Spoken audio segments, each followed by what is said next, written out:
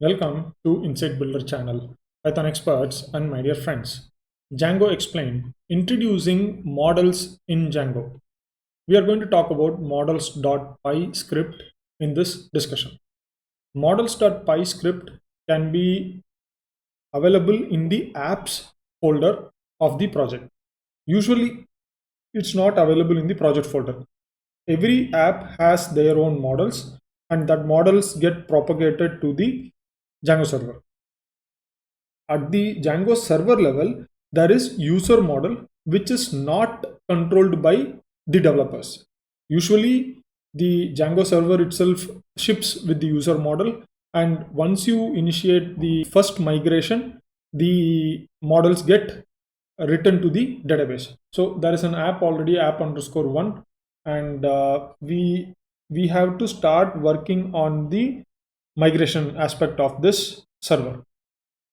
Before you do the migration aspect of the server, you have to ensure that the app that you have created is already enrolled or registered in the settings.py of this project. So go to project settings.py, and if you scroll up, you can see that in this location the app_1 apps.app1 config has been registered. So that is how you register it. Once that is done, we can start the migration process.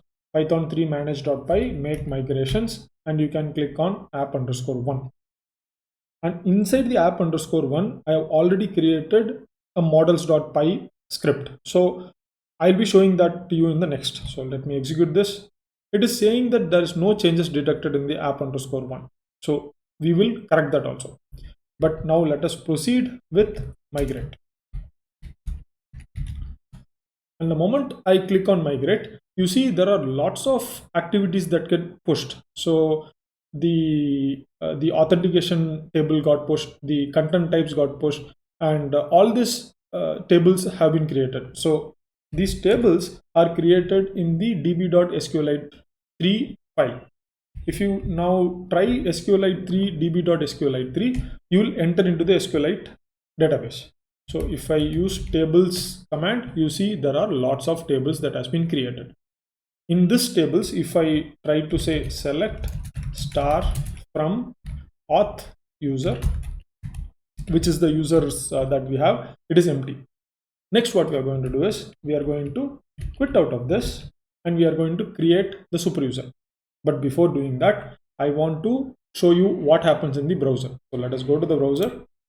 And in the browser, if I go to the admin page right now, you'll see that it is asking me for username and password. So I don't have the username and password, so I need to create them. For that, I will go back to the CLI, Python 3, create super user. So once I use this command, it will ask me to create the super user. I'm going to give the most easiest password, and I'm going to complete this process. It is going to say some issues. I'm going to ignore it. Now the username has been created. If you come back to the browser, and if you enter the username is already created, so I'm going to enter the password, and if I say login, it has logged in. In this case, you see that there is already a particular model has been linked here. It is called as books. So how this model came in here, we are going to see that now. So in order to create the books model, we have to go to the project app and inside the models.py. So here is the book model that has been created. You can see here the table book has been created as a class, and it extends the models.model superclass. And inside the class, we have three variables, that is name, ISBN, and quantity. These are all the columns. So this is a basic information that I wanted to share to you. And in order to register this model into the administration of the site, what we need to do is we have to go to the admin.py. This admin.py is inside the app admin.py. So if you go here, you have to import the models and import all the classes that you have created there, and then you have to register it. So admin.site.register book. So I have registered it. Once I do this, then I'll be able to get this book available here. After this, I can start adding the book. So I can start whatever numbers I need to add, I can add it here. I can do this and I can say save on another. I can add one more file.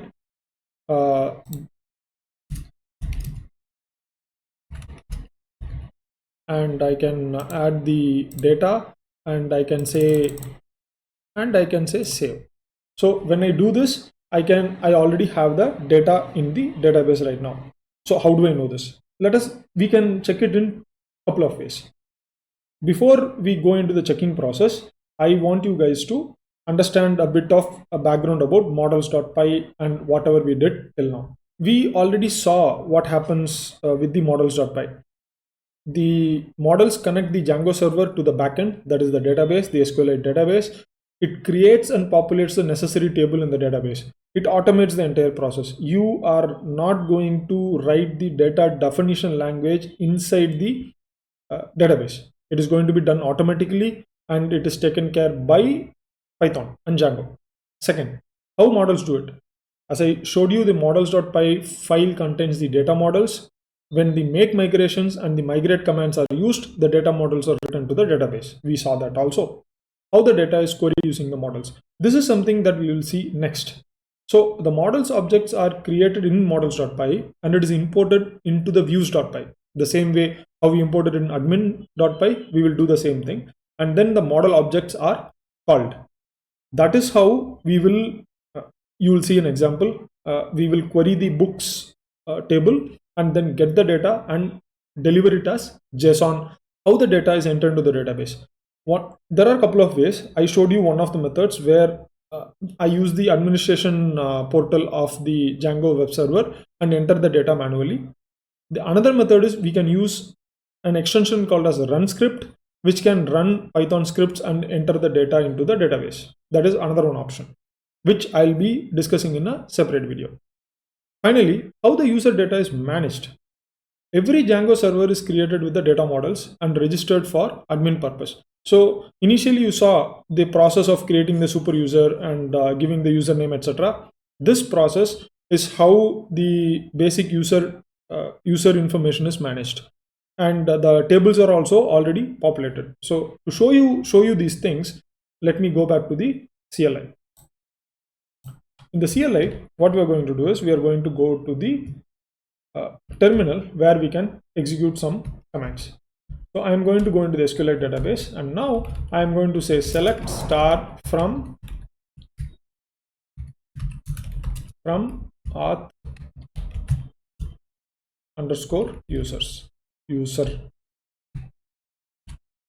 Here you see that a new row has been created and this new row has got the username, the email ID that I had created and the time and the date, etc. and this hash key. This hash key is basically the password that has been created.